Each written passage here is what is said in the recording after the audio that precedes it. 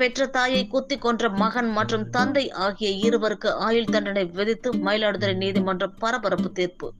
மயிலாடுதுறை மாவட்டம் மணல்மேடு அருகே கிடாத்தலைமேடு கிராமத்தைச் சேர்ந்தவர் செல்லம்மாள். இவரது கணவர் சுப்பிரமணியன் இவரை பிரிந்து வெளியூர் சென்றுவிட்ட நிலையில் பூர்வீக சொத்துக்களை கொண்டு பிள்ளைகளை காப்பாற்றி வந்தார். இந்நிலையில் கடந்த 2016ஆம் ஆண்டு இவரிடம் சொத்து குறித்து இவரது கணவர் சுப்பிரமணியம் மற்றும் இவரது இளைய மகன் ராமலிங்கம் ஆகியோர் பிரச்சனை செய்து வந்திருந்தனர்.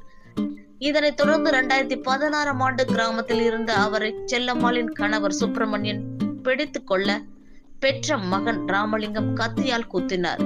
இதில் படுகாயம் அடைந்த அவர் சம்பவ இடத்திலேயே துடிதுடித்து உயிரிழந்தார்.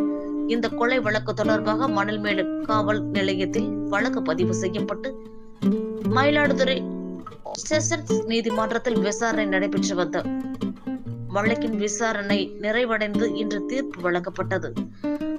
மாவட்ட முதன்மை மற்றும் அமர்வு நீதிபதி விஜயகுமாரி தீர்ப்பு வழங்கினார். தீர்ப்பில் குற்றம் சாட்டப்பட்ட ராமலிங்கம் மற்றும் சுப்பிரமணியன் ஆகிய இருவருக்கும் ஆயுள் தண்டனை விதித்து தீர்ப்பு வழங்கினார்.